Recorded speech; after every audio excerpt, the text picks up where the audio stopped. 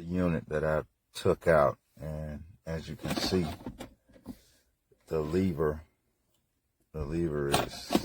is just wiggling badly on here, and it can easily be taken out, which is not supposed to happen. So this is just poor quality, just bad overall. I won't be purchasing a unit from this company again.